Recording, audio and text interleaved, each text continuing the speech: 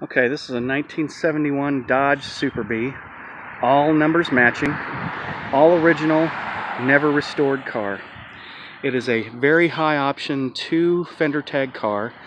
Unfortunately, the main fender tag is missing. The second fender tag is still there, but it is a real Super Bee with a factory 383. I'll just show you the VIN number real quick so you can see that it's a WM23 car. I don't know if you can see that or not, but it is got power steering, power disc brakes, console, buckets, rally gauges, meaning the 150 mile an hour dash in the tack, speedometer. It's got the fold-away headlights. They work. It's got the N96 Ramcharger Hood system, and it works. The car runs and drives, really well for a project car. It needs probably a new accelerator pump because it just leans out a little bit when you stick your foot in it. But otherwise, it starts super easy, idles perfect. It runs and drives. The transmission is the factory 727, 3-speed. It is starting to slip in third gear a little bit, so that will need rebuilt. The car comes with a ton of extra body parts, including quarters, including fenders, including a trunk lid, including bumpers, including a whole new flip-down headlight system. It does have correct 15-inch rally wheels with correct trim rings and center caps.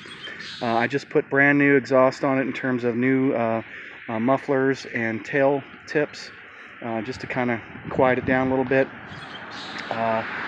It has had some service, a new fuel pump, new fuel filter. I put a distributor in it that made it run better.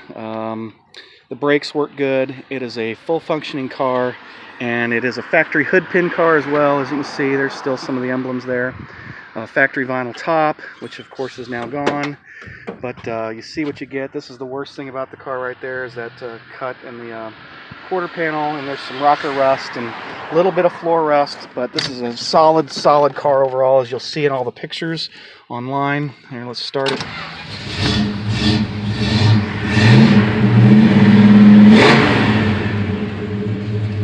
Runs good. The door panels are all excellent. Dash is cracked. Console's excellent. It's got the rare AM stereo microphone recorder device that you don't hardly ever see. It does have some supplemental gauges in the dash. All the gauges, other gauges do work. The radio does not work. Headlights work. Let's go ahead and flip up the headlights and you can see those working. It does come with a, I don't know what's under that seat cover. I've never taken it off. But you can see the side panels are nice. The headliner's decent. The sun visors are nice. I mean, this car is, the doors on this car are absolutely perfect. I mean, they're mint, and they open and shut perfect. You can hear this thing just, you see the Ramcharger Hood working there. It's just quiet, idles nice. There's the secondary fender tag right there. Here is the, I'll show you the VIN number, so you see it's a true Super Bee N23 or WM23 N code car. It does have a 355 factory sure grip rear end, factory front spoiler. As you can see, all the headlights work, although not real well. I wouldn't drive at night with them, but they do work. Parking lights work. The car has a hell of a neat look to it because it's never been restored. And that's what I think is kind of the attraction of this car, is that it's really a virgin in complete and fully functioning form, that someone who has the space can really do a complete restoration, especially with the trailer full of parts. I've got the correct machine gun tips. I've got extra trim in the trunk. I've got factory service manuals from the Chrysler dealership, meaning the real thick 3-ring binder kind with all the exploded views. I have that.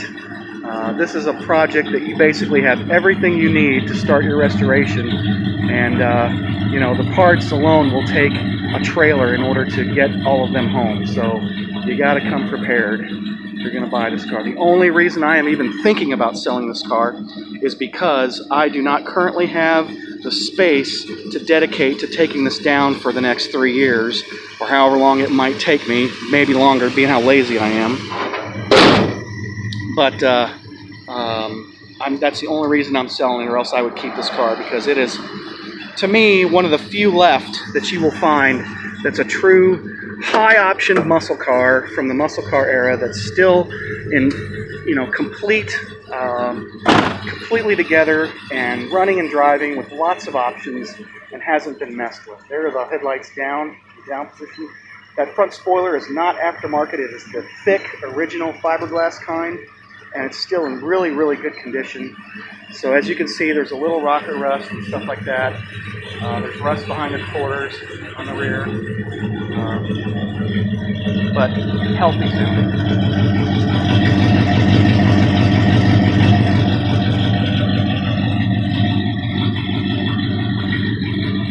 Original selling dealer metal sign from Fort Collins, Colorado. This is such a cool car. Someone is going to get a fun project car to restore and a nice muscle car when you're done. Thanks.